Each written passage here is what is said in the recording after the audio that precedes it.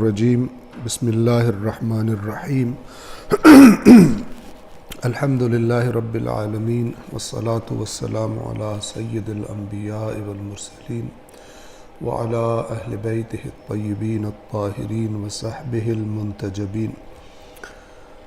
گزشتہ درس میں ہم نے سورۃ البقرہ آیت نمبر 202 تک قرآن کریم کا دوسرا جزء تمام کر لیا تھا ہم نے آیت نمبر 202 تک۔ آج انشاءاللہ ہم پہلے سورۃ البقرہ کی آیت نمبر 203 سے 210 تک تلاوت کریں گے اور اس کے بعد ان آیات کا ترجمہ اور وضاحت آپ کی خدمت میں عرض کریں گے۔ صلوات پڑھیں محمد و آل محمد۔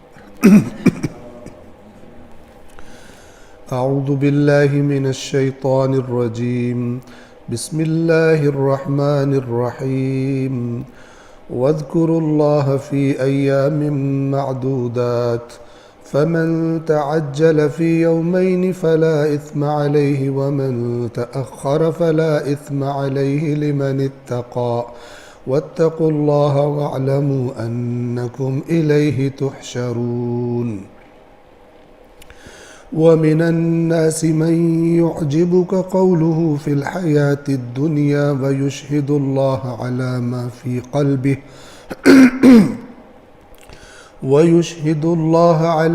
في قلبه وهو ألد الخصام وإذا تولى سعى في الأرض ليفسد فيها ويهلك الحرث والنسل والله لا يحب الفساد وَإِذَا قِيلَ لَهُ اتَّقِ اللَّهَ أَخَذَتْهُ الْعِزَّةُ بِالْإِثْمِ فَحَسْبُهُ جَهَنَّمُ وَلَبِئْسَ الْمِهَادُ۔ وَمِنَ النَّاسِ مَن يَشْرِي نَفْسَهُ ابْتِغَاءَ مَرْضَاتِ اللَّهِ وَاللَّهُ رَءُوفٌ بِالْعِبَادِ۔ يا أيها الذين آمنوا ادخلوا في السلم كافة ولا تتبعوا خطوات الشيطان إنه لكم عدو مبين۔ فإن زللتم من بعد ما جاءتكم البينات فاعلموا أن الله عزيز حكيم۔ هل ينظرون إلا أن يأتيهم الله في ظلل من الغمام والملائكة وقضي الأمر وإلى الله ترجع الأمور۔ صدق الله العلي العظيم۔ صلوات پڑھیں محمد وآل۔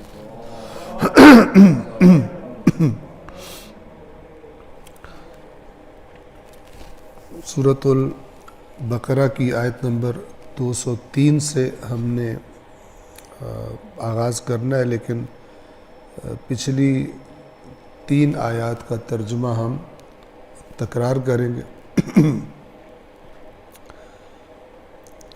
آج یہ پی ایس ایل کی وجہ سے ہم سمجھ رہے تھے کہ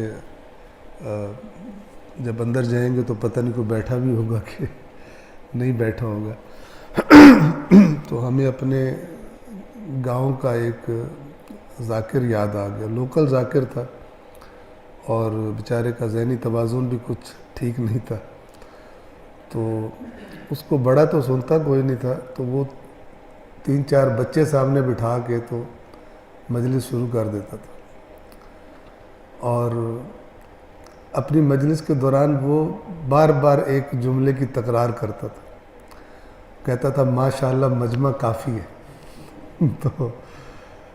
تو ہوتے آگے صرف 3-4 بیٹھے ہوئے تھے، لیکن الحمدللہ بالآخر 3-4 سے تعداد زیادہ ہو گئی۔ صلوات پڑھیں محمد و آل محمد۔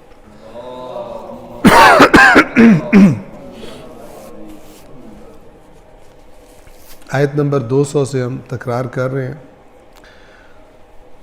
سورۃ البقرہ کی آیت نمبر 200 میں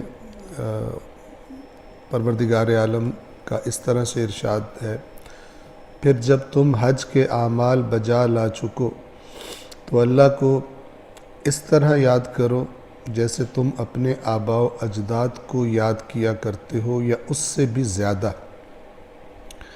پس لوگوں میں سے کوئی ایسا بھی ہے جو کہتا ہے ہمارے رب ہمیں دنیا ہی میں سب کچھ دے دے، اور ایسے شخص کے لیے آخرت میں کوئی حصہ نہیں ہے۔ 201 اور ان میں سے کچھ لوگ ایسے ہیں جو کہتے ہیں ہمارے پالنے والے ہمیں دنیا میں بہتری اور آخرت میں بھی بہتری عطا کر، نیز ہمیں آتش جہنم سے بچا۔ 202 ایسے لوگ اپنی کمائی کا حصہ پائیں گے اور اللہ بلا تاخیر حساب چکا دینے والا ہے۔ ان آیات میں جو بنیادی نقطہ تھا آپ کی خدمت میں عرض کیا کہ ان آیات کا جو پیغام ہے وہ یہ ہے کہ جس کا کسی بھی بات اور کسی بھی کام سے اس کا ارادہ فقط دنیا کا ہے اور آخرت اس کے ذہن میں نہیں ہے، اللہ کی رضا اس کے ذہن میں نہیں ہے، تو پروردگار عالم فرماتا ہے کہ ایسے لوگوں کا آخرت میں کوئی حصہ نہیں۔ یعنی وہ جو کام کر رہا ہے، اگر اس کام کو اللہ تبارک و تعالی کی ذات اقدس کو مد نظر رکھ کر، اس کی رضا اور اس کی ناراضگی کو مد نظر رکھ کر، اور اللہ جو قرآن مجید میں انسان کی خلقت کا مقصد بیان فرماتا ہے اس کو مد نظر رکھ کے اپنی زندگی کے تمام امور کو اس ہدف اور مقصد کے سائے میں رکھ کے، تو اگر اس طرح سے اس کام کو کرتا تو اگرچہ بظاہر وہ دنیا کا کام تھا لیکن آخرت میں بھی اس کا اجر اور ثواب اس کو ملتا۔ لیکن جن کا توجہ کا مرکز اور فوکس دنیا ہوتی ہے، اللہ تعالیٰ فرماتا ہے کہ پھر ان کا آخرت میں کوئی حصہ نہیں۔ لیکن وہ لوگ کہ جو دنیا اور آخرت دونوں میں بھلائی کی دعائیں مانگتے ہیں اللہ سے، آپ نے دیکھا کہ پہلی آیت میں کیا کہا، ان کا کیا قول اللہ نے بیان فرمایا، ربنا آتنا فی الدنیا حسنہ بھی نہیں، یعنی دنیا کی چیز دیکھی اور کہا یا اللہ دے دے، منتیں مرادیں فلان، بس یہ ملے مجھے، یہ نہیں کہا حسنہ۔ حسنہ کا مطلب کیا ہے کہ جو اللہ کی نظروں میں اچھی ہے، ہو سکتا ہے ایک چیز ہمیں اچھی لگے اچھی نہ ہو، قرآن کے لفظ ہیں عسیٰ ان تحبوا شیئا وہو شر لکم، کہ ایک چیز ہو سکتا ہے تمہیں بڑی اچھی لگ رہی ہو، تمہیں بڑی چاہت ہو رہی ہو اس کی، لیکن وہ تمہارے لیے شر ہو۔ واللہ یعلم وانتم لا تعلمون، اللہ جانتا ہے، علم رکھتا ہے، تم علم نہیں رکھتے۔ تو یہ جو کہتا ہے ربنا آتنا فی الدنیا، یا اللہ مجھے دنیا میں دے دے، یہ اور ذہنیت ہے، اور اس کے مد مقابل ذہنیت کون سی ہے، ربنا آتنا فی الدنیا حسنہ، لیکن صرف دنیا نہیں، وفی الآخرۃ حسنہ، دنیا میں بھی ہمیں، اب یہ حسنہ کا ترجمہ خیر کیا جاتا ہے، بہتری کیا جاتا ہے، بھلائی، نیکی، الفاظ کوئی بھی ہو، بنیاد وہی، جو تیری نظروں میں اچھی چیز ہے اے اللہ ہمیں وہ عطا کر، اور جو تیری نظروں میں اچھی چیز نہیں ہے وہ ہمیں نہ دو، ہمیں اچھی لگ رہی ہو لیکن اچھی ہو نہ، تو وہ عطا نہ کر۔ دوسرا یہ کہ ہم صرف دنیا پرست نہیں ہیں، ہمیں آخرت میں بھی بھلائی عطا کر، یعنی یہ ایک پورا نظریہ بیان ہو رہا ہے، دو نظریے بیان ہو رہے ہیں، ایک وہ کہ جو دنیا میں سب کچھ چاہتے ہیں، ایسے لوگ کبھی بھی، دنیا میں ساری خواہشات تو پوری ہو بھی نہیں سکتی، اللہ نے دنیا بنائی نہیں ہے ایسی، تو یہ خواہشات کا پورا نہ ہونا ان کے لیے ہزار قسم کی ٹینشنز کا اور پریشانیوں کا باعث بنتا ہے۔ یہ کیوں نہیں ہو رہا، میں نے اتنے وظیفے کیے ہیں، میں نے اتنے علماء سے دعا منگائی ہے، میں زیارت پہ گئی، میں جناب میں نے عمرے کیے، میں نے پتہ نہیں صدقے دیے، میرا کام کیوں نہیں ہو رہا؟ نہیں ہوتا، پروردگار عالم کے ہاتھ میں۔ تو یہ جو مجھے دنیا میں ہی دے دے یہ ٹینشن میں رہتا ہے. ہو سکتا ہے اللہ سے ناراضگی پیدا ہو جائے اس کے دل میں، دین کے بارے میں شک اور تردد کا شکار ہو جائے. لیکن یہ جو دوسرا والا ہے آتنا فی الدنیا حسنہ، اگر یہ واقعاً اس کا نظریہ ہے، واقعاً اس پر اعتقاد ہے، یہ نہ اللہ سے ناراض ہوتا ہے نہ دین کے بارے میں مشکوک ہوتا ہے. اسے پتہ ہے کہ اسی قرآن نے بتایا اللہ نے اپنے عظیم الشان انبیاء کو بعض چیزیں نہیں دی، اور دی تو میں ہم مثال دیتے ہیں جو قرآن میں حضرت زکریا علیہ السلام، حضرت ابراہیم علیہ السلام کی جن کی اللہ نے بڑی شان بیان کی ہے قرآن میں. ایک فرد کو امت کہہ کر خطاب کیا ہے قرآن نے کہ ابراہیم ایک پوری امت تھے، لیکن جوانی میں دعا مانگ رہے ہیں اولاد کی، اور 90+ کے ہو کر بیٹا عطا ہوتا ہے ایک، پھر اللہ تعالیٰ دوسرا عطا کر دیتا ہے، ایک حضرت حاجر سے اور ایک حضرت سارہ سے، 2 بیٹے عطا کر دیتے. ٹھیک ہے، اب حضرت ابراہیم کا مقام کیا ہوگا اس کے مقابلے میں؟ آج کے مثلاً آپ جتنے پیر فقیر اور جتنے بھی ٹوٹکے ہیں وہ سارے اکٹھے کر لیں، حضرت ابراہیم کے بالکل کوئی مقابلہ ہی نہیں ان کا، نہیں دیتا. مومن کو اطمینان ہوتا ہے کہ جو میں نے مانگا ہے اللہ سے، اور مانگا بھی یہ ہے کہ آتنا فی الدنیا حسنہ، اب اگر نہیں مل رہی، یہ دعا میری ضائع نہیں ہوئی، دعا میری ضائع نہیں ہوئی. وہ جو مجھ سے محبت کرنے والا ہے، میری ماں باپ سے زیادہ محبت کرنے والا ہے، اس نے اگر مصلحت دیکھی تو دے دے گا، ضائع نہیں کرے گا. ابھی دینا چاہے مصلحت سمجھے ابھی دے دے، کچھ عرصے کے بعد دینا چاہے کچھ عرصے کے بعد دے دے. کوئی مصیبت ٹالنا چاہے اس دعا کے بدلے میں مصیبت ٹال دے. اب میری آخرت کے لیے ذخیرہ کرنا اسے بہتر سمجھے اس کے پاس ہے. لیکن مومن بدگمان نہیں ہوتا اللہ سے. روایات اہل بیت میں ہے، یہ چونکہ مطلب اہم ہے میں اس لیے اس کو بیان کر رہا ہوں. بہت ساری پریشانیوں سے انسان کی نجات کا سبب بن جاتا ہے، خاص طور پہ جب ہمارا زیادہ فوکس اپنی دنیاوی خواہشات پہ ہوتا ہے کہ یہ مجھے مل جائے، یہ مجھے مل جائے، ایسا ہو جائے، ویسا ہو جائے. ہم نے پہلے بھی عرض کیا تھا، کتاب اصول کافی کے اندر روایت ہے کہ اگر تم اس شخص کو دیکھنا چاہتے ہو، تمہارے درمیان اس شخص کو دیکھنا چاہتے ہو جو اللہ کے بارے میں زیادہ جانتا ہے، توجہ کیجیے گا، تو تم اس کو دیکھو جو اللہ سے زیادہ راضی رہتا ہے.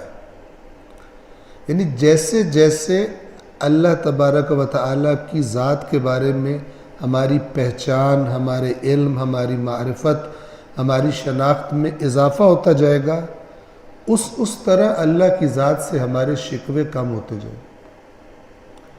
اور جتنا اللہ سے شکوہ ہو رہا ہے وہ ہماری کم علمی کی وجہ سے، وہ ہماری اللہ کی معرفت میں کمی کی وجہ سے.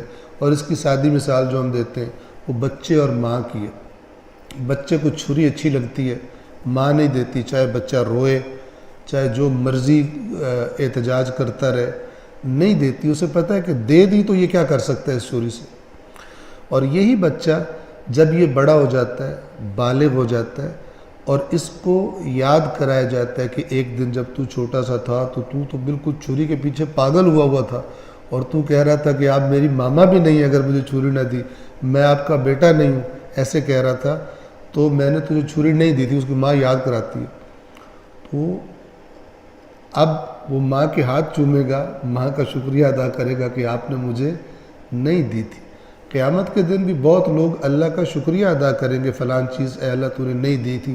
جب پتہ چلے گا وہاں پردے ہٹ جائیں گے کہ اگر تجھے یہ عطا کر دیا جاتا تو نے اپنے ساتھ کیا حشر کرنا تھا، تو نے کیسے دنیا کے لیے اپنی آخرت کو تباہ کر دینا. ہم نے تجھے یہ چیز نہیں دی، لیکن ہم نے تیری دعا ضائع نہیں کی. یہ بھی ائمہ نے بتایا ہے اصول کافی کتاب الدعا میں کہ کیا کیا دعا کی قبولیت کے انداز ہیں جو اللہ تبارک و تعالی کبھی کیا فرق عطا کر دیتا ہے، کبھی دیر سے عطا کرتا ہے.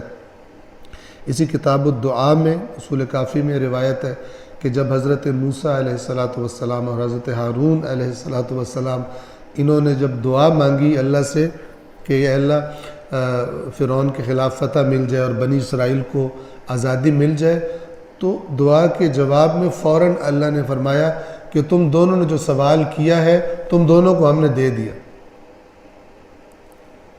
لیکن کتنا عرصہ لگا بنی اسرائیل کو آزاد ہونے میں فرعون سے؟ اس دعا کے بعد 40 سال 40 سال یہ حدیث میں۔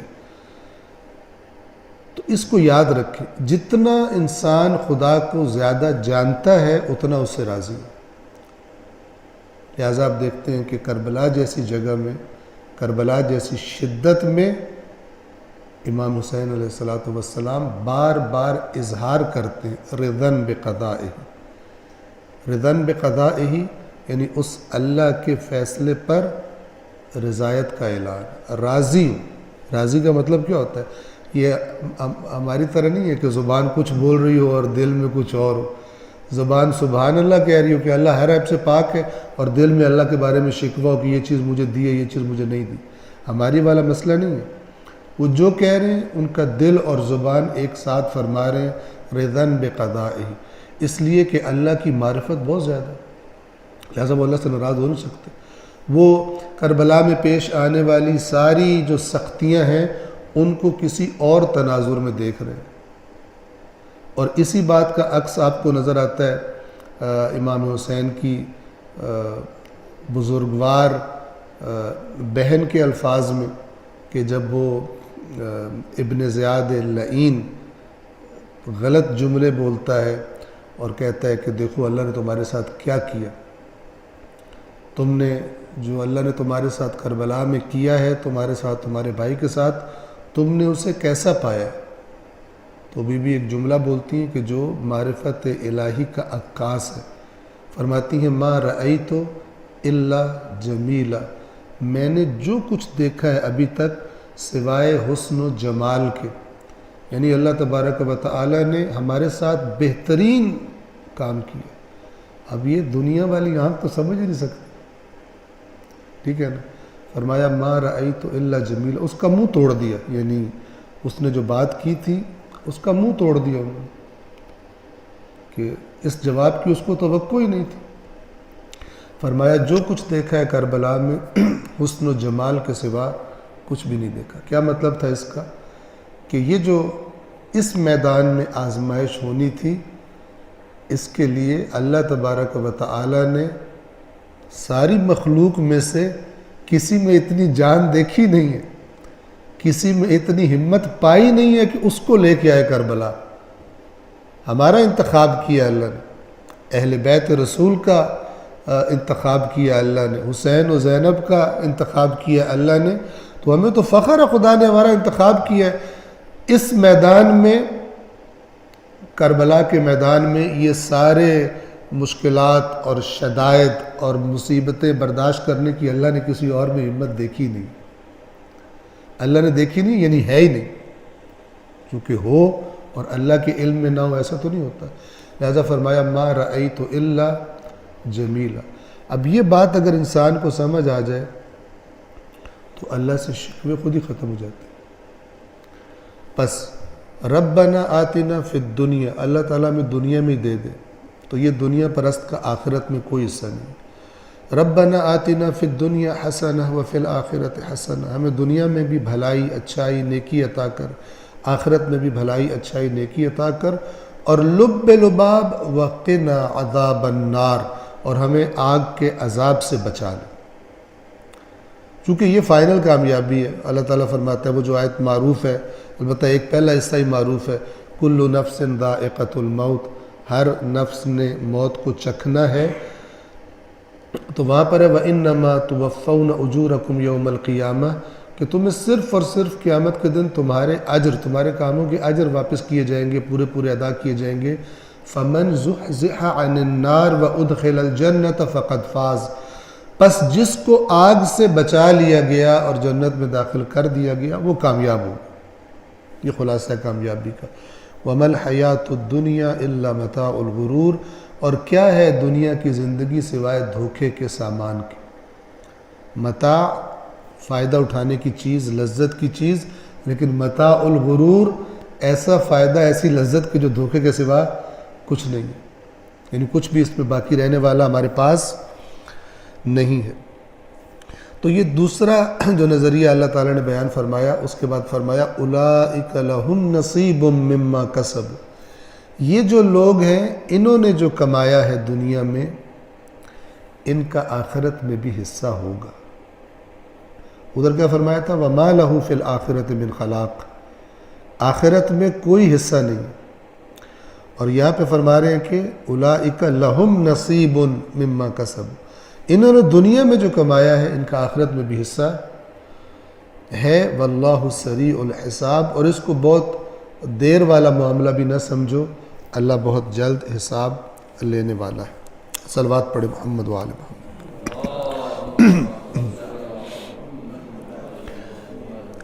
اس کے بعد آیت نمبر 203 کے جو یعنی جہاں سے ہم نے آج آگے لے کر چلنا تھا درس کو، توجہ فرمائیے۔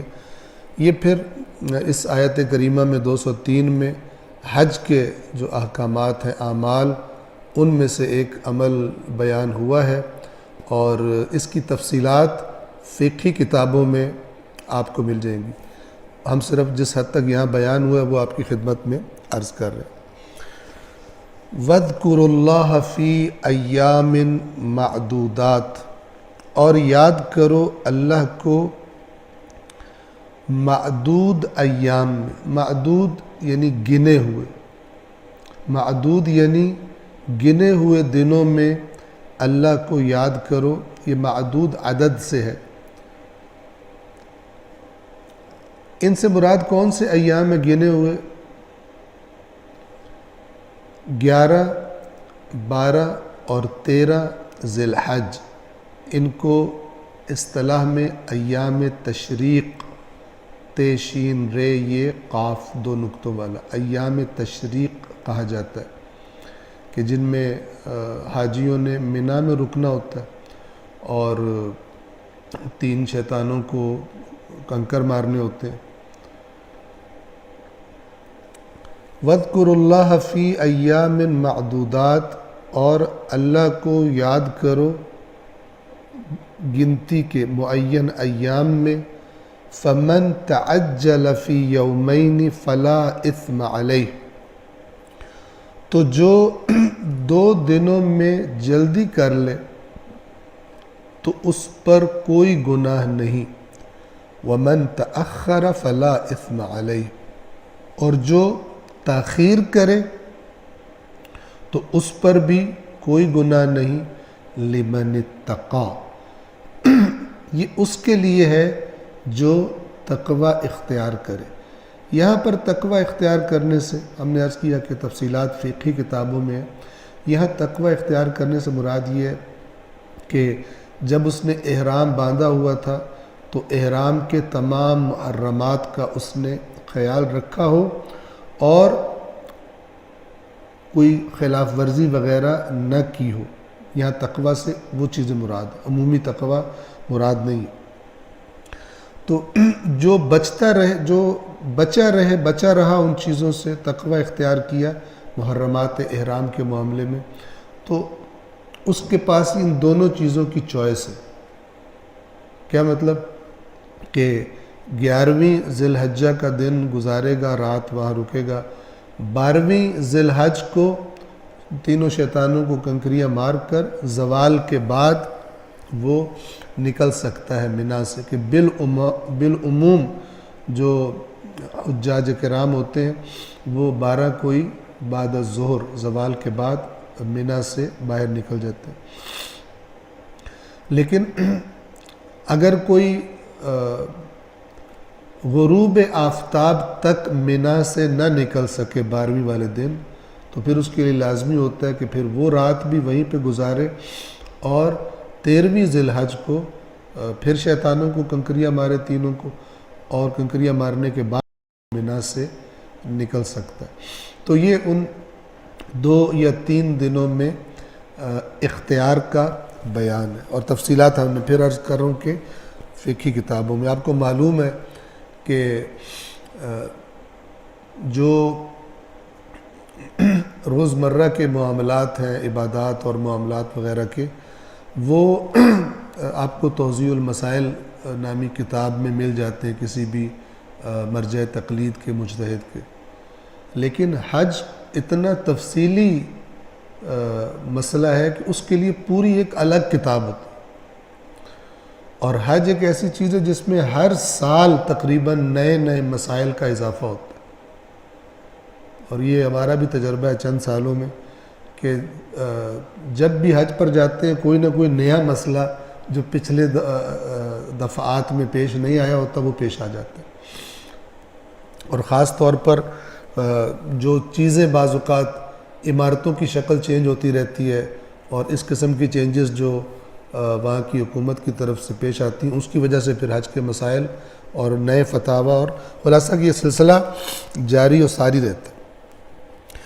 واتقوا اللہ، اور اللہ سے ڈرتے رہو، وَاعْلَمُوا، اور جان لو، أَنَّكُمْ إِلَيْهِ تُحْشَرُونَ، کہ تم اسی کی طرف محشور کیے جاؤ گے، یعنی اسی کی طرف۔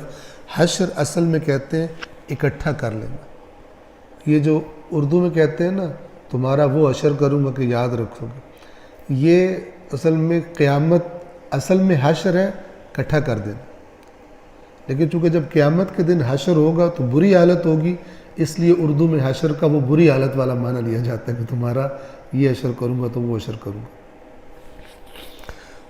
بنیادی طور پہ حشر کا معنی آپ کی خدمت میں عرض کر دیا، اکٹھے کر لینا۔ اس کے ترجمے کی میں تکرار کر رہا ہوں یہاں سے۔ اور گنتی کے دنوں میں اللہ کو یاد کرو، پھر کوئی جلدی کر کے 2 ہی دن میں چلا گیا تو کوئی حرج نہیں، اور کچھ دیر زیادہ ٹھہرے تو بھی کوئی گناہ نہیں، یہ اس شخص کے لیے ہے جس نے پرہیز کیا ہے، اور اللہ کا خوف کرو اور جان لو کہ اس کے حضور پیش کیے جاؤ گے۔ یہاں تک تقریباً بظاہر وہ آیات تمام ہو رہی ہیں کہ جن میں حج کا بیان تھا، اور اس کے بعد جو اگلی آیت ہے، آیت نمبر 204 اور 205 اور 206، یہ اس کا جو شان نزول بیان کیا جاتا ہے وہ ایک شخص تھا جس کا نام اخنس تھا بظاہر، اور بہت ہی چرب زبان تھا، رسول اللہ سے بڑی چکنی چپڑی باتیں کرتا تھا منافق، اور یعنی اظہار یہ کرتا تھا جیسے یہ آیت کے لفظ خود بیان کر دیں گے کہ جیسے بہت ہی زیادہ کلوز ہے رسول اللہ سے، اور اپنی صداقت کا یقین دلانے کے لیے اللہ کی قسمیں کھاتا تھا۔ لیکن ایک دفعہ ہوا کیا کہ اس شخص کا جھگڑا ہو گیا کسی مسلمانوں کے قبیلے سے، کسی دوسرے قبیلے سے، یا کسی شخص سے، دونوں طرح کی احادیث آئیں۔ تو جب اس کا جھگڑا ہوا تو اس شخص نے رات کو ان پر شب خون مارا، رات کو حملہ کر دیا، اور جو روایت کے لفظ ہیں وہ یہ کہ ان کی فصلیں بھی تباہ کر دی اور ان کے جانور بھی قتل کر دی۔ عام حالات میں اتنا نیک بنا ہوا تھا کہ جیسے جو کہتے ہیں نا جان بھی قربان کر دے گا، لیکن جب اس کا جھگڑا ہوا تو اس نے ساری تعلیمات محبت کی اور یہ رسول اللہ کی اپنے پاؤں کے نیچے ڈال کر اور انتہائی برے طریقے سے حملہ کر کے اور تباہی مچائی۔ تو یہ آیات اس کے بارے میں اتری ہیں۔ اب یہ آیات اگرچہ خاص بندے کے بارے میں ہے مثال کے طور پر، لیکن ایک پورا مزاج بتا رہی ہیں۔ وہ لوگ کہ جو ایکسٹرا آرڈنری منہ پہ میٹھے ہوتے ہیں، یعنی ایک تو ہوتا ہے نا نارمل اظہار محبت اور دوستی کا اظہار کرنا، اور ایک وہ ہوتے ہیں کہ جو اس نارمل سے ذرا ان کا لیول اوپر چلا جاتا ہے، بہت زیادہ ہی مر مٹ رہے ہوتے ہیں، یہ لوگ مشکوک ہوتے ہیں۔ یہ وہ کسی نے کہا تھا کہ اپنے چیلوں کو بھیج رہا تھا اور ہدایت کر رہا تھا ان کو کہ جب فلان شخص سے ملو تو بہت زیادہ جھک جانا، اتنا جھک جانا کہ ٹانگ آسانی سے کھینچ سکو اس کی، یعنی وہ سمجھے کہ مجھے جھک رہے ہیں، لیکن جھکتے جھکتے اس کی ٹانگ تمہاری دسترس میں آ جائے اور کھینچ کے اس کو تم نے گرانا۔ تو یہ جو نارمل حالات سے بڑی ہوئی چیزیں ہوتی ہیں وہ بالعموم ان کو انسان بالآخر احتیاط کرے ان کے بارے میں۔ اب شک کی نگاہ سے نہ بھی دیکھے تو احتیاط کرے کہ کیا وجہ ہے کہ اتنا زیادہ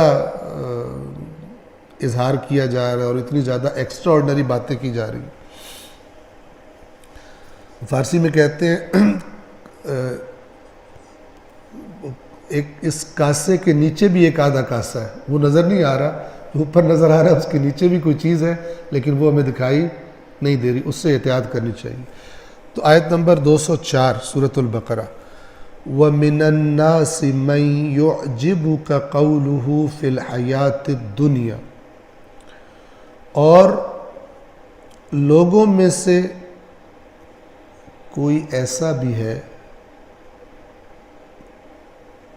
کہ من یعجبک قولہ، جس کا قول یعنی جس کی بات اے رسول آپ کو بہت ہی بھلی لگتی ہے، آپ کھنچ جاتے ہیں اس کی طرف۔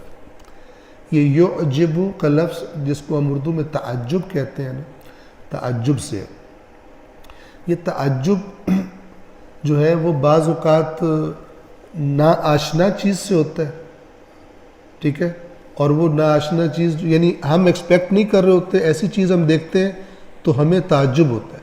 اب یہ مختلف قسم کی ہو سکتا ہے تعجب، کسی چیز کوئی اتنی خوفناک چیز ہو، کوئی اتنی ناپسندیدہ چیز ہو ہماری توقعات سے بڑھ کر، وہ بھی سائڈ بھی ہو سکتی ہے، اور ہماری توقع سے بڑھ کر اچھی چیز کوئی نکل آئے تو بھی ہمیں تعجب ہوتا ہے۔ یہ اس معنی میں کہ لوگوں میں سے کچھ ایسے ہیں کہ جس کا قول اے رسول وہ آپ کو اپنی طرف کھینچ لیتا ہے، آپ یعنی تعجب کرتے کتنا مخلص بندہ ہے، کتنا اس کے دل میں کوٹ کوٹ کے محبت بھری ہوئی ہے، کتنا مخلص ہے،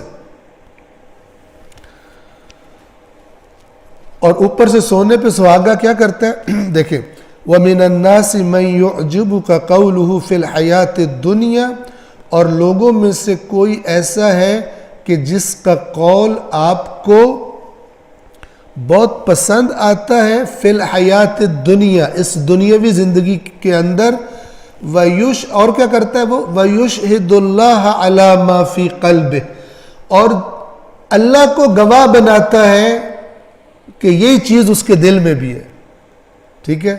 میں آپ کو کیسے یقین دلاؤں، بس میں اللہ کو گواہ بنا سکتا ہوں، اللہ کی ذات کی قسم کھا کے کہہ رہا ہوں، ٹھیک ہے، یہ جملے ایسے ہوتے ہیں، میرا دل چیر کے دیکھ لیں، ٹھیک ہے نا، یہی بات آپ کو اندر ملے گی۔ یہ کرتا ہے، یہ اس کا ظاہر ہے۔ اللہ کیا فرما رہا ہے، وَهُوَ أَلَدُّ الْخِصَامِ، خصام جمع ہے خصم کی، خصم کہتے ہیں مخالف کو، طرف مقابل کو۔ یہ آپ کے مخالفین میں سے الد، سب سے زیادہ جھگڑالو، یعنی کوئی موقع آنے دے آپ کو پتہ چلے گا یہ کتنا گندا ہے اندر سے۔ الد الخصام یعنی جو ظاہر ہے اور جو باطن ہے 180 ڈگریز کا فرق ہے۔ ظاہر آپ کو یوں لگ رہا ہے اس کی باتوں سے کہ اس سے بڑا مخلص ہے ہی کوئی نہیں، اور باطن اس کا یہ کہ اس سے زیادہ جھگڑالو اور اپنی بات پر ضد پر ہٹ دھرمی پر ڈٹ جانے والا اس سے زیادہ کوئی نہیں ہے۔ ہم آپ کو اے رسول بتا رہے وَهُوَ أَلَدُّ الْخِصَامِ۔ ترجمے کی تکرار کروں، اور لوگوں میں سے کوئی ایسا بھی ہے جس کی گفتگو دنیا کی زندگی میں آپ کو پسند آئے گی، یعنی آپ کو کھینچے گی اپنی طرف، جیسے سورۃ المنافقون میں ہے نا، وَإِذَا رَأَيْتَهُمْ تُعْجِبُكَ أَجْسَامُهُمْ، اے رسول جب آپ ان کو دیکھتے ہیں، جب آپ ان کو دیکھتے ہیں یا جب آپ ان کو دیکھیں گے تو ان کے اجسام یعنی ان کی جو ظاہری پرسنالٹی ڈیل ڈول اور جو انہوں نے لباس پہنے ہوں گے اور جو ان کی یعنی فنیشنگ ہوگی، ان کی ڈریسنگ ہوگی، وہ آپ کو امپریس کرے گی. یہ منافقین کی صفات بیان ہو رہی، یعنی بظاہر بڑے اٹریکٹیو ہیں، آپ کا دل کرتا ہے کہ یار یہ بندے کتنے اچھے ہیں جو مثلا اسلام میں آ گئے، جبکہ یہ منافق ہے. یہاں پر بھی یہ وہی لفظ ہے یعجبو کا.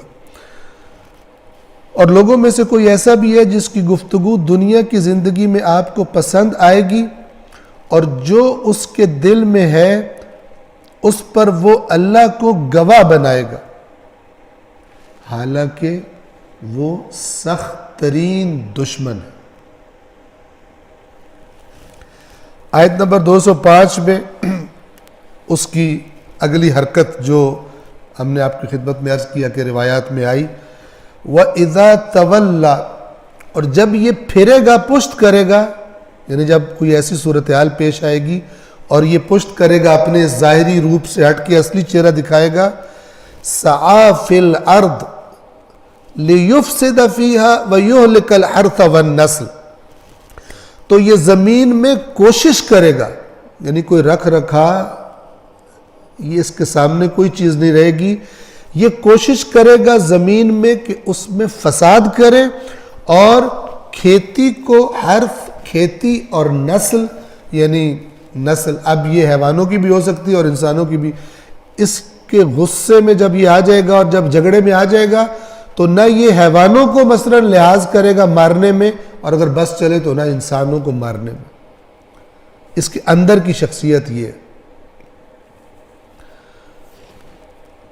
وَيُهْلِكَ الْحَرْثَ وَالنَّسْلَ، اور حرث اور نسل کو ہلاک کرے گا.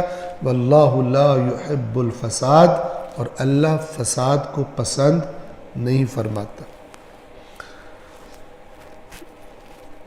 اور جب وہ لوٹ کر جاتا ہے تو سر توڑ کوشش کرتا پھرتا ہے کہ زمین میں فساد برپا کرے اور کھیتی اور نسل کو تباہ کر دے، اور اللہ فساد کو پسند نہیں کرتا.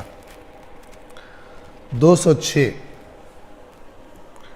اب 206 نمبر آیت میں کیا ہے کہ اتنی میٹھی میٹھی باتیں کرتا تھا رسول اللہ کے سامنے، اور اتنا زیادہ خرابی کر دی اس نے جب کوئی پرسنل مسئلہ اس کا بنا، جھگڑا بنا. تو اب جب یہ لگا ہوا خرابی کرنے میں، تو کوئی بندہ اگر اس سے کہے کہ یار اللہ سے ڈر، تو کتنا رسول پاک کو کہتا ہے کہ میں تو یوں مخلص و فلان ہوں، تو یہ کیوں کر رہا ہے؟ تو یہ جواب کیا دیتا ہے، توجہ فرما. وَإِذَا قِيلَ لَهُ اتَّقِ اللَّهِ، اور جب اس سے کہا جاتا ہے کہ اللہ سے ڈر، کیا کر رہے تھے؟ تقوی اختیار کر. یہ پرابلم جو ہے یہ اکثر معاشرے میں پائی جاتی ہے کہ انسان کو پتہ ہوتا ہے کہ یہ جو میری اب زبان چل رہی ہے غصے میں آ کر، یا جو میں قدم اٹھا رہا ہوں کسی کی مخالفت میں آ کر، یہ اللہ کو نہیں پسند، اس کی اجازت نہیں ہے. تو کیا چیز اس کو روک لیتی ہے، گناہ پہ جما لیتی ہے، اللہ کے ڈر کو اس کی طرف نہیں آنے دیتی، خدا سے نہیں ڈرتا اور وہی حرکت کرتا رہتا ہے. توجہ کیجیے. وَإِذَا قِيلَ لَهُ اتَّقِ اللَّهِ، اور جب اس سے کہا جاتا ہے کہ اللہ کا تقوی اختیار کر، یہ کیا کر رہا ہے تو؟ أَخَذَتْهُ الْعِزَّةُ بِالْإِثْمِ، تو اس کی عزت اسے گناہ پر پکڑے رکھتی ہے. یعنی اپنے آپ کو جو یہ کچھ سمجھتا ہے، ہم نے آپ کو بتایا ہے کہ پہلے بھی بتا چکے ہیں کہ عربی زبان میں لفظ عزت اصل میں سختی کے معنی میں، اور سختی یعنی کیا؟ ایسی سختی کہ جو جس چیز میں پائی جاتی ہے اسے کوئی توڑ نہ سکے، اسے کوئی جھکا نہ سکے. اس لیے اللہ تبارک و تعالیٰ کے ناموں میں سے ایک نام العزیز ہے. عزیز کا جب آپ ترجمہ پڑھیں گے قرآن میں تو کیا لکھا ہوگا؟ غالب آنے والا، یا لکھا ہوگا زبردست. ٹھیک ہے، زبردست کا مطلب کیا ہوتا ہے؟ ایک زیر ہوتی ہے، ایک زبر ہوتی ہے اوپر. زبردست یعنی جس کا ہاتھ ہمیشہ اوپر رہتا ہے، جس کو کوئی شکست نہیں دے سکتا، جس پہ کوئی غالب نہیں آ سکتا، جس کو کوئی جھکا نہیں سکتا. یہ عزت کا اصل معنی سختی. کیونکہ عام طور پر جو اس قسم کی شخصیت ہو تو لوگوں کی نظروں میں وہ اونچا ہوتا ہے، اس کی ایک ہیبت ہوتی ہے. لہذا اردو میں ہم عزت کو کس معنی میں استعمال کرتے ہیں؟ لفظ عزت ہوتا ہے لیکن معنی کیا ہوتا ہے؟ احترام کا معنی ہوتا ہے. یہ بندہ باعزت ہے یعنی محترم ہے، اس کا احترام کیا جاتا ہے. جبکہ عربی زبان میں یاد رکھیں، آپ جہاں بھی عزت پڑھیں قرآن میں یا کسی دعا وغیرہ میں تو یہ معنی یاد رکھیں، ایسی سختی کسی چیز کی کہ کوئی پھر اسے توڑ نہ سکے، کوئی اس کو جھکا نہ سکے، کوئی اس پر غالب نہ آ سکے. اب اس آیت کا مطلب کیا ہوگا؟ اخذتہ العزت، نہ یہ کہ اس کی معاشرے میں بڑی عزت ہے اس وجہ سے وہ عزت تو بدبخت اپنی خراب کر رہی ہے حرکت کر کے. اور کتنے انسان ہیں جو غصے اور جذبات میں ایسی حرکت کر دیتے ہیں کہ جو بعد میں پچھتاتے ہیں کاش یہ لفظ میں نے نہ نکالا ہوتا، لوگوں کے سامنے میری کیا عزت رہ گئی. ٹھیک ہے، اردو والی عزت، کیا احترام رہ گیا. یہاں پر عزت عربی میں کیا معنی ہے؟ سختی. یعنی اتنا سخت ہے اندر سے اپنی خرابی میں اور اپنے اس جھگڑے میں کہ وہ اس کے اندر کی سختی، یا ہم اسے کہیں شقاوت، وہ شقاوت اور سختی اس کو گناہ پہ پکڑے رکھتی ہے اور گناہ کا راستہ ترک نہیں کرنے دیتی اور اس کو گناہ میں جھونکے رکھتی ہے. یہ اس کی اللہ تعالیٰ صفات بیان فرما رہا ہے.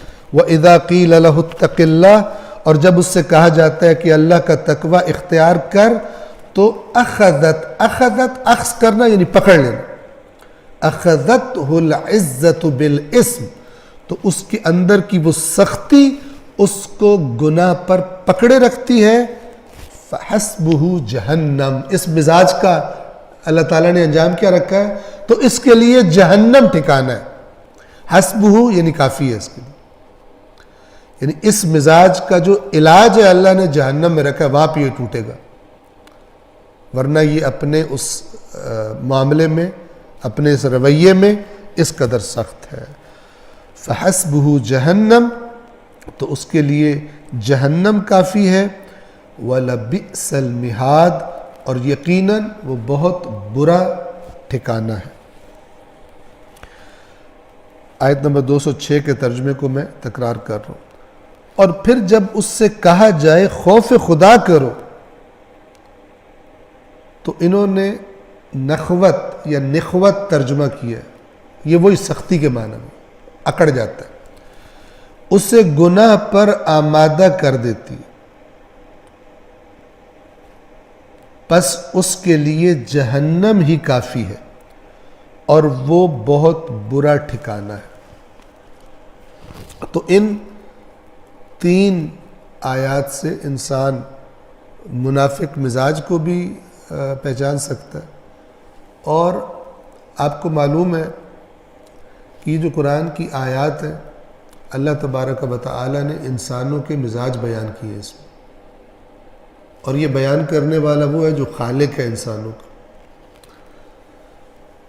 جو خصوصیات اور جو باتیں اللہ تبارک و تعالی نے منافقین کی بیان کی ہیں،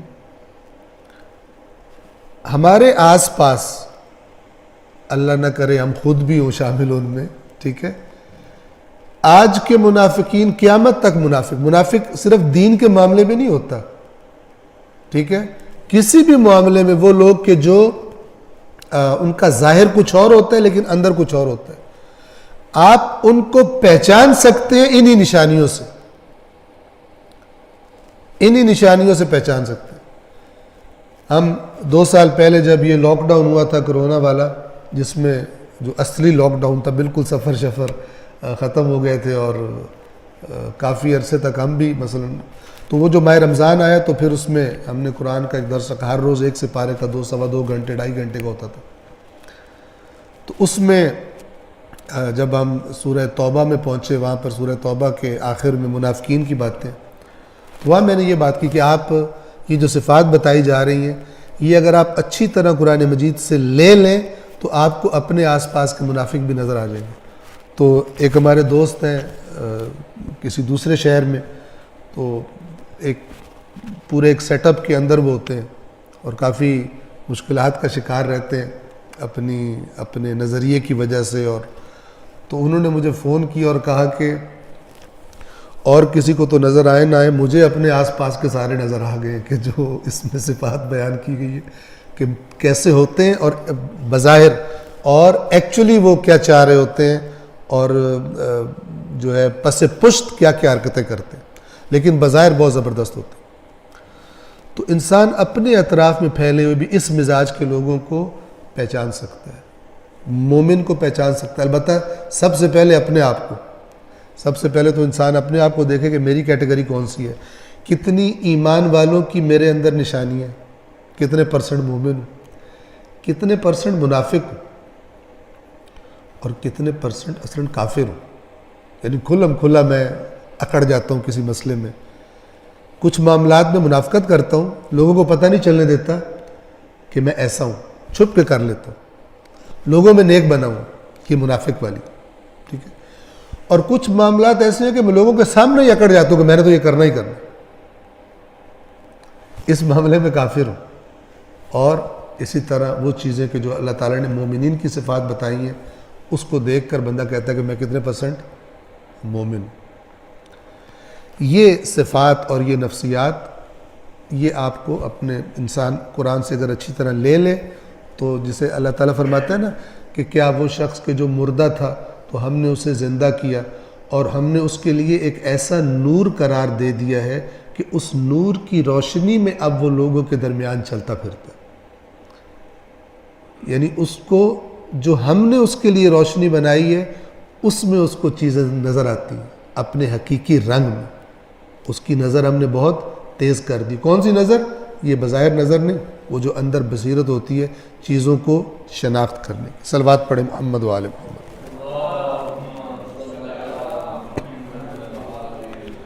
آیت نمبر 207۔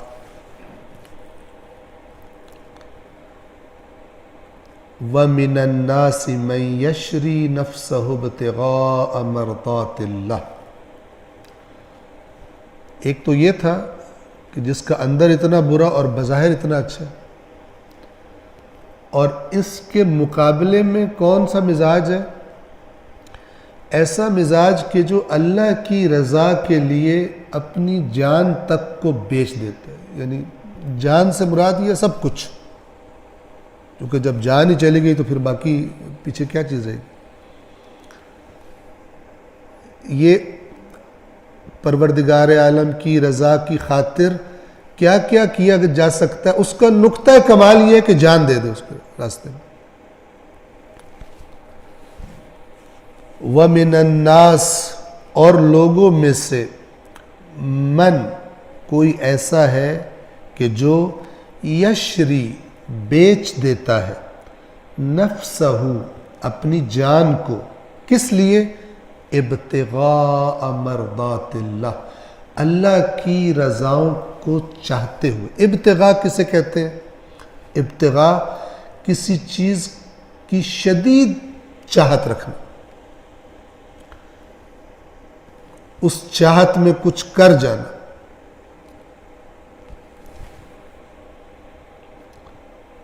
اور لوگوں میں سے کوئی ایسا ہے کہ جو اپنی جان کو بیچ دیتا ہے اللہ کی مرضات کو چاہتے ہوئے۔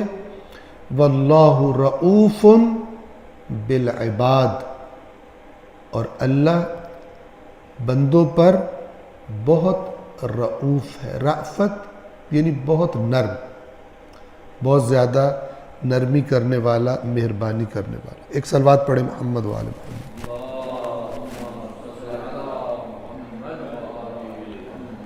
یہ قرآن مجید کی ان آیات میں سے ہے کہ جو آگے پیچھے کسی کو پتہ ہو یا نہ ہو، اس آیت کا سب کو پتہ ہے، چونکہ یہ سنتے رہتے ہیں اور اس آیت کے بارے میں آپ کو معلوم ہونا چاہیے۔ معلوم ہے بھی کہ یہ آیت کریمہ روایات اہل بیت کے مطابق اور بہت سے طرق، بہت ساری اسناد سے اہل سنت کی کتابوں میں بھی یہ آیت کریمہ حضرت علی علیہ السلام کی شان میں نازل ہوئی۔ آپ کو پتہ ہے کہ آیات نازل ہونے کا سبب اکثر کوئی واقعہ، کوئی حادثہ بنتا تھا، ٹھیک ہے؟ اگرچہ آیت کے اندر جو صفت بتائی جا رہی ہے، جس میں جتنے درجے پہ ہوگی وہ شامل ہے اس میں، لیکن یہ آیت جس روایات کے مطابق جس ہستی کے لیے نازل ہوئی، اور پھر روایات میں وضاحت ہے کہ جو کام کیا انہوں نے، جس کے لیے نازل ہوئی، وہ ہستی حضرت علی علیہ السلام ہے۔ اور وہ کام کیا ہے کہ جب ہجرت، شب ہجرت، لیلۃ المبیت جسے کہا جاتا ہے، جب رسول اللہ کی جان کو خطرہ تھا، اور آپ کو معلوم ہے کہ کفار مکہ نے ایک پلان بنایا تھا اور تمام خاندانوں کے افراد لیے تھے کہ سب خاندانوں سے ہم لوگ لیتے ہیں اور سب مل کر حملہ کریں، صلی اللہ علیہ وآلہ وسلم کو قتل کر دیں گے، اور صبح جب یہ بات لوگوں کو پتہ چلے گی تو بنو ہاشم جب دیکھیں گے کہ سارے اس میں انوالو ہوئے تو پھر کس کس سے لڑیں گے؟ اگر کوئی ایک قبیلہ انوالو ہوا، کوئی ایک خاندان انوالو ہوا تو وہ پھر لڑ سکتے ہیں، لیکن اگر سب ہی شریک ہوئے تو بالآخر بنو ہاشم پھر ہم سے لڑ نہیں سکیں گے۔ تو انہوں نے تمام قبیلوں سے بندے لیے اور یہ ارادہ کیا کہ آج کی رات قتل کر دینا اللہ کے نبی کو، لیکن ظاہر ہے وَمَكَرُوا وَمَكَرَ اللَّهُ، انہوں نے اپنا پلان کیا، مکر کیا، اور اللہ نے اپنا پلان کر رکھا تھا، تدبیر کر رکھی تھی۔ رات کے اندھیرے میں اللہ تبارک و تعالیٰ نے اپنے رسول کو حکم دیا کہ آپ نے نکلنا ہے، ہجرت کرنی ہے۔ صلوات پڑھیں محمد وآل محمد۔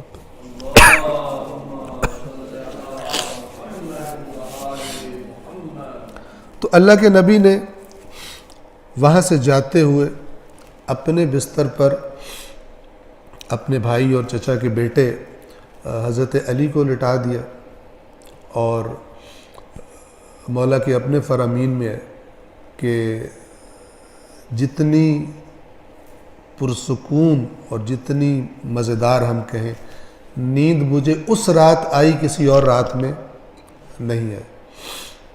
یہ بھی مولا کے درجہ ایمانی کے کمال کی ایک شکل ہے۔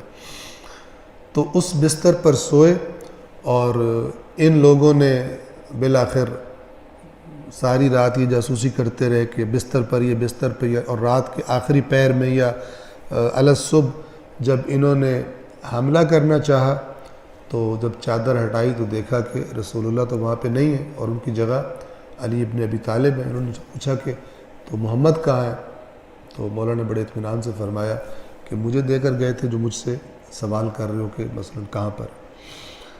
اور پھر رسول اللہ کی نصیحت کے مطابق، تاکید کے مطابق جو امانتیں تھیں مکہ والوں کی رسول اللہ کے پاس، وہ امانتیں حضرت علی علیہ السلام نے لوگوں کو واپس کی، اور پھر ہجرت فرما کر جہاں پر ابھی مسجد قباء ہے وہاں پر آ کر رسول اللہ کے ساتھ مل گئے۔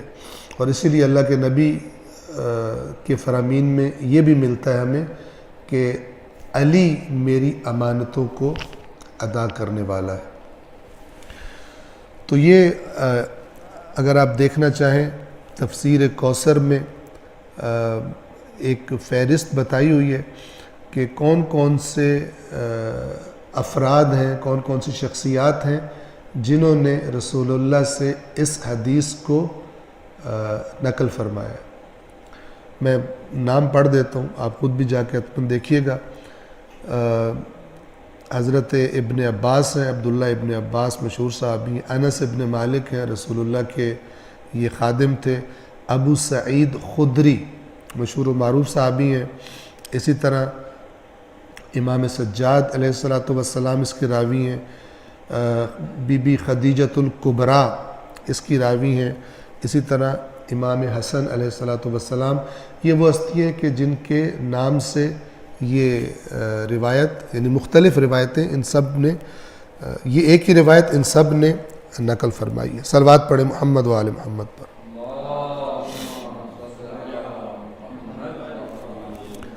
اور یہاں پر یہ بھی عرض کر دوں کہ کیا کیا ہوتا رہا ہے، حقیقت کیا تھی اور کیا کرنے کی کوشش کی گئی. تو ابو جعفر اسکافی یہ روایت کرتے ہیں کہ ایک شخص نے ایک دوسرے شخص کو 1,00,000، اب یہاں پہ درہم یا دینار نہیں لکھا ہوا، 1,00,000 کی رشوت آفر کی اور اس سے کہا کہ تم ایسا کرو کہ یہ جو آیت ہے نا وَمِنَ النَّاسِ مَن يُعْجِبُكَ قَوْلُهُ فِي الْحَيَاةِ الدُّنْيَا، یعنی وہ جو اس منافق کے بارے میں ہے، تم لوگوں سے کہو کہ میں نے رسول پاک سے سنا ہے کہ یہ جو منافق ہے نعوذ باللہ یہ علی ابن ابی طالب تھا. اس کے بارے میں یہ آیت اتری ہے. اوپر سے بڑا اچھا بنا ہوا ہے اور اندر سے ایسا ہے. اور یہ جو آیت ہے کہ وَمِنَ النَّاسِ مَن يَشْرِي نَفْسَهُ ابْتِغَاءَ، یہ کس لعین کی شان میں اتری ہے؟ یہ ابن ملجم کی شان میں اتری. یعنی تاریخ اسلام میں ایسے واقعات بھی ملتے ہیں کہ علی علیہ السلام سے بغض رکھنے والوں نے اپنے مال و دولت کی بیس پر یہ بھی کوشش کی کہ جو جس کی شان میں آیت ہے وہ اس کے دشمن اور قاتل کی شان میں کر دی جائے، اور جو کسی منافق اور بدترین انسان کی چیزیں بیان کر رہی ہے اس کو لاؤ اور کہو کہ رسول اللہ نے فرمایا کہ یہ ان کی شان میں. تو اس شخص نے پہلے انکار کیا، پھر 2,00,000 کیے گئے، پھر انکار کیا، پھر 3,00,000 کیے گئے، پھر انکار کیا، پھر 4,00,000 کیے گئے. یہاں نہیں لکھا لیکن تفصیل ہے کہ اس نے 4,00,000 پہ بھی انکار کیا. تو اس شخص نے اپنے خادم کو بلا کے کہا کہ مجھے لگتا ہے کہ اس نے 4,00,000 آج تک دیکھے نہیں ہیں اس لیے انکار کر رہا ہے، اس کو لے جاؤ خزانے میں اور اس کو دکھاؤ کہ 4,00,000 کتنے ہوتے ہیں. تو جب وہ لے گیا اور اس نے 4,00,000 وہ دیکھے اپنے سامنے تو مان گیا اور اس نے یہ حرکت اس روایت کے مطابق کر دی. البتہ اللہ تبارک و تعالی جسے عزت دینا چاہے اور جسے اس نے عزت دی ہے اس کی عزت کو کوئی خراب نہیں کر سکتا، خود اس کی ذلت اور خود اس پر لعنت کا، اللہ کی لعنت کا سبب بن جاتا ہے. صلوات پڑھیں محمد و آل محمد.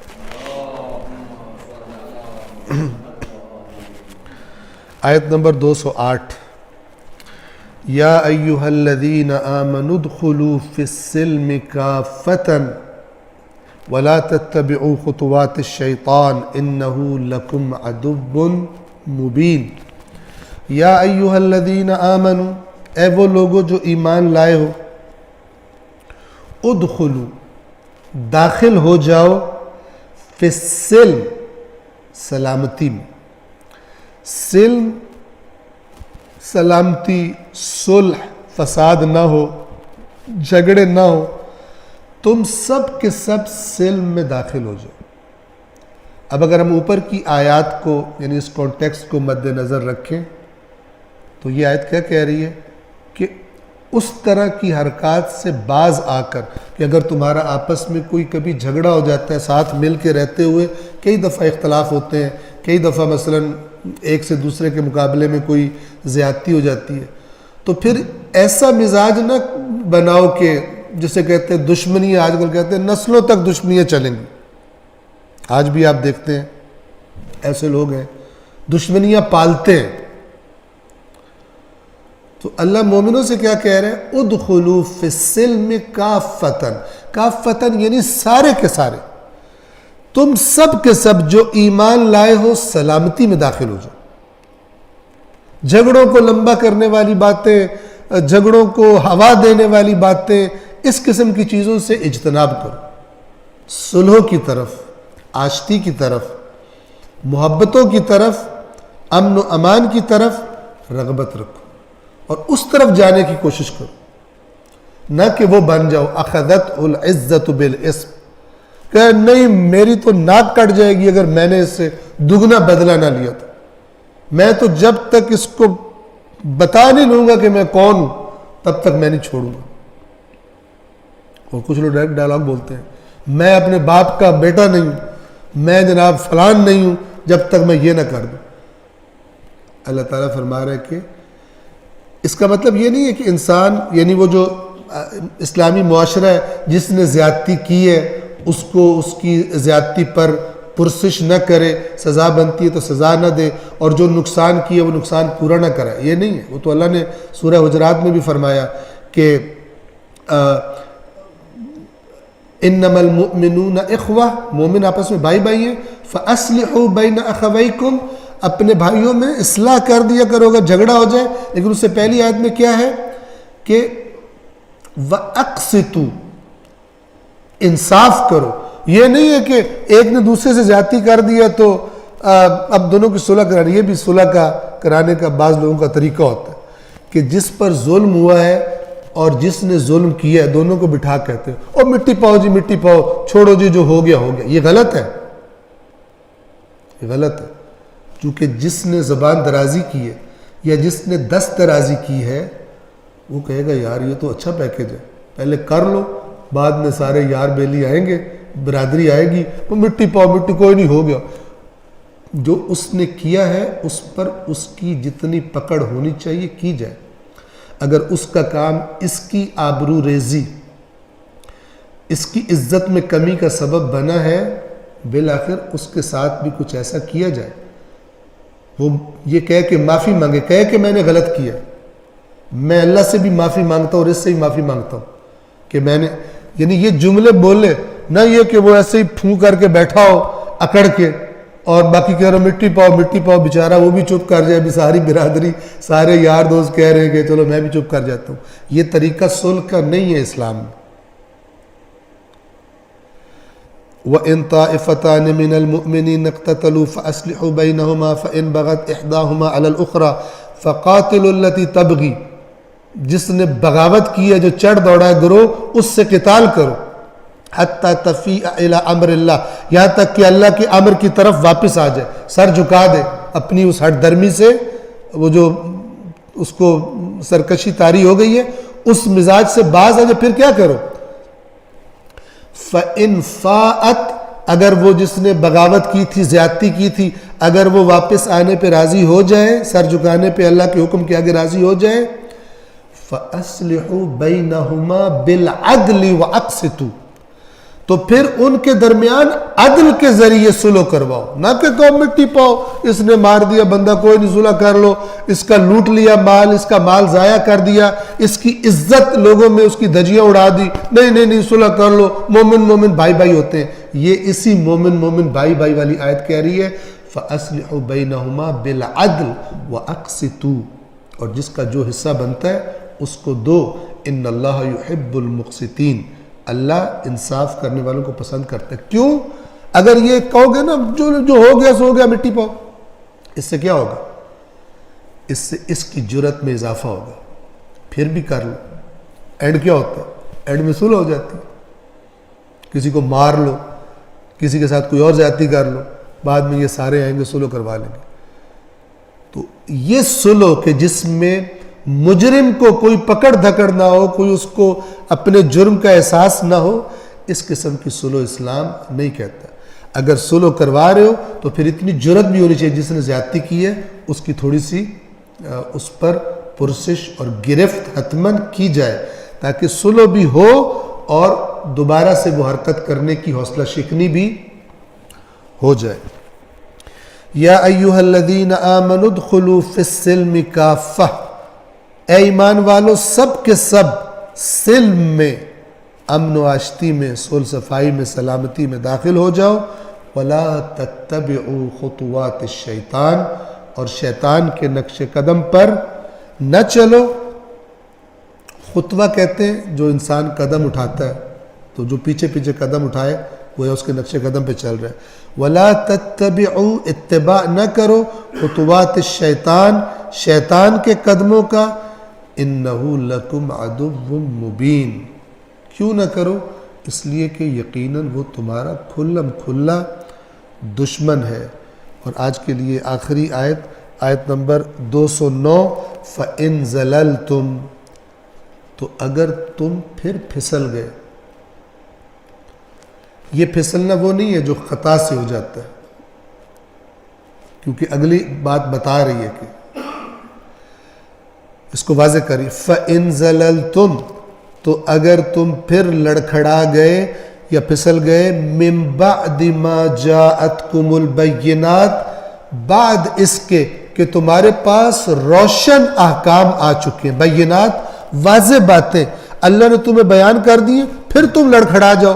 یہاں پہ لڑکھڑانا کیا ہے؟ اپنے جذبات کی وجہ سے، اپنے تعصب کی وجہ سے، اپنی وہی سختی کی وجہ سے اگر تم پھر اللہ کی باتوں کو فالو کرنے کی جگہ پھر وہی لڑائی جھگڑوں والے مزاج کے بن جاؤ، فَعْلَمُوا، تو پھر جان لو ان اللہ عزیز حکیم، کہ یقیناً اللہ اس پہ کوئی غالب، تم اللہ کو شکست نہیں دے سکتے۔ وہ پھر تمہاری گرفت کرے گا، اور جب وہ گرفت کرے گا تو پھر کوئی اس پر غالب آ کے اس کی گرفت سے تمہیں بچا نہیں سکے گا۔ عزیز وہ زبردست ہے، غالب آنے والا ہے، اور حکیم اس نے جتنے تمہیں احکام دیے ہیں، جتنی تمہاری رہنمائیاں کی ہیں، وہ حکمت پر مبنی ہے، وہ دانائی پر مبنی ہے۔ تمہارے معاشرے کا، انسانی معاشرے کا تمہارا اپنا فائدہ، تمہارا اپنا امن و امان، تمہاری اپنی حفاظت، یہ سب اللہ کے احکام کو فالو کرنے میں، اطاعت کرنے میں پوشیدہ ہے۔ میں 208 اور 209 کے ترجمے کی تکرار کر رہا ہوں۔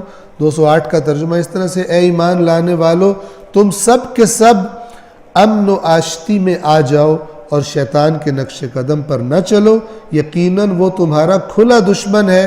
اور 209 میں فرمایا، اور اگر ان سری نشانیوں کے تمہارے پاس آنے کے بعد بھی تم لڑکھڑا جاؤ تو جان رکھو کہ اللہ بڑا غالب آنے والا با حکمت ہے۔ پروردگار عالم سے دعا ہے، پروردگار ہم سب کو قرآن مجید اور فرامین محمد و آل محمد کو پڑھنے کی، سمجھنے کی، اور ان کے سائے میں زندگیاں گزارنے کی، اور ان کی روشنی میں اپنی اصلاح کرنے کی توفیق عطا فرمائے۔ سورۃ البقرہ کی آیت نمبر 209 پر ہم آج کے درس کو تمام کر رہے ہیں۔ انشاءاللہ اللہ نے زندگی دی اور توفیق دی تو آئندہ ہفتے اسی 6:45 پر ہم آیت نمبر 210 اور اس کے بعد کی آیات کو بیان کریں گے۔ اگر ان آیات سے مربوط کوئی ذہن میں سوال ہو تو انشاءاللہ پوچھ سکتے ہیں۔ صلوات پڑھیے محمد وعلیہ